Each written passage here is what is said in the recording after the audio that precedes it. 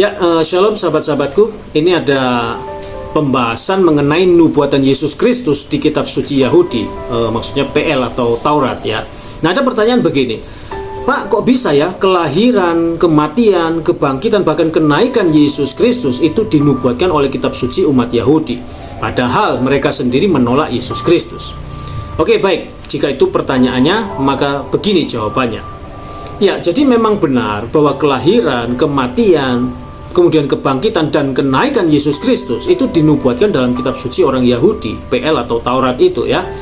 Namun orang Yahudi pada umumnya tidak mengakui Yesus sebagai Mesias yang dinubuatkan itu. Nah, hal ini kemudian menimbulkan pertanyaan, bagaimana mungkin nubuat-nubuat ini ada dalam kitab suci mereka, namun mereka menolak Yesus?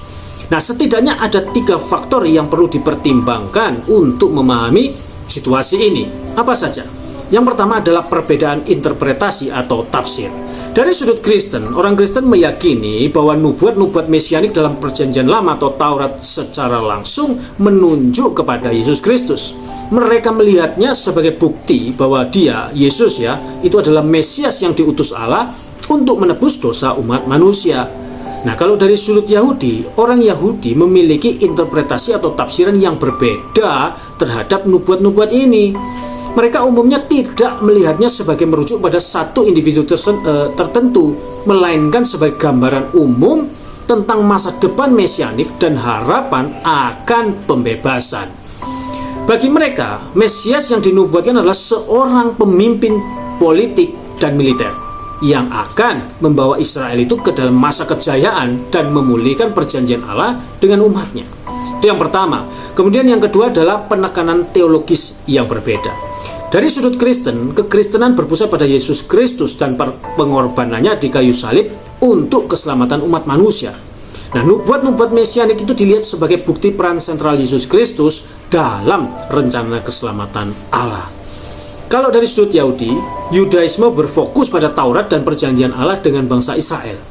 Nubuat-nubuat mesianik dilihat dalam konteks penantian akan pemulihan Israel dan kedatangan zaman mesianik, di mana semua orang akan mengenal Allah dan hidup dalam damai sejahtera. Itu yang kedua. Kemudian yang ketiga adalah perbedaan teologi. Dari sudut Kristen, kekristenan meyakini bahwa Yesus itu adalah anak Allah dan Allah itu sendiri, dan juga Mesias yang diutus untuk menyelamatkan dunia. Kematiannya di kayu salib dan kebangkitannya adalah inti dari iman Kristen.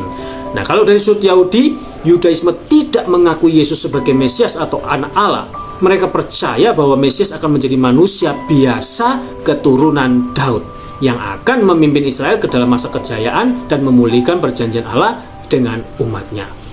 Nah, dan jika kita berbicara tentang penolakan orang Yahudi terhadap Yesus Kristus, itu bisa dikatakan karena adanya ketidaksesuaian.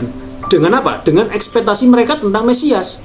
Inilah salah satu alasan utama mereka menolak Yesus Kristus. Ekspektasi mesianik dalam Yudaisme, yang pertama, Mesias tersebut adalah pemimpin politik dan militer. Nah, tradisi Yahudi menubuatkan kedatangan Mesias itu sebagai pemimpin yang akan membebaskan bangsa Israel dari penindasan dan kemudian mengembalikan mereka ke dalam masa kejayaan. Mesias ini diharapkan memiliki kekuatan militer untuk mengalahkan musuh dan membangun kembali kerajaan Daud. Kemudian yang kedua adalah pemulihan keagamaan. Nah, orang Yahudi menantikan Mesias yang akan memulihkan bait suci di Yerusalem dan memperbarui perjanjian Allah dengan umatnya. Mesias ini diharapkan membawa kemurnian spiritual dan pemulihan hubungan yang benar dengan Allah. Yang selanjutnya adalah penerapan hukum Taurat. Dipercaya bahwa Mesias itu akan datang untuk menegakkan dan menafsirkan hukum Taurat itu dengan sempurna, membawa keadilan dan kedamaian bagi seluruh dunia. Nah, Yesus Kristus tidak memenuhi ekspektasi ini di dalam beberapa hal. Yang pertama, dia bukan pemimpin politik. Ya, Yesus tidak memimpin pemberontakan melawan penjajah Romawi dan tidak berusaha untuk mendirikan kerajaan politik. Kemudian, kematian Yesus di kayu salib. Kematian Yesus di kayu salib yang merupakan bentuk satu hukuman mati yang hina di dalam budaya Romawi, dan ini sangat bertentangan dengan ekspektasi tentang Mesias yang kuat dan jaya. Kemudian yang berikutnya adalah penekanan pada kasih dan pengampunan. Ajaran Yesus tentang kasih, pengampunan, dan penebusan dosa berfokus pada dimensi spiritual dan moral.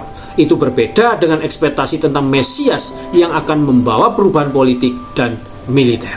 Nah, perbedaan ekspektasi inilah yang menjadi salah satu faktor utama yang menyebabkan orang Yahudi pada masa itu kemudian menolak Yesus Kristus sebagai Mesias.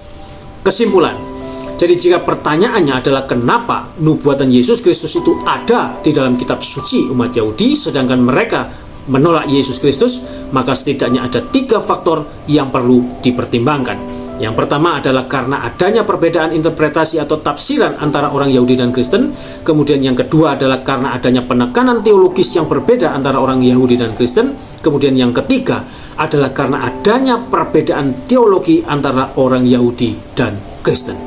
Oke, baik, itu tadi adalah penjelasan singkat dari saya, kiranya dapat dipahami, memberi pencerahan, menambah pengetahuan, dan memberkati kita semua. Amin. Tuhan Yesus memberkati. Shalom.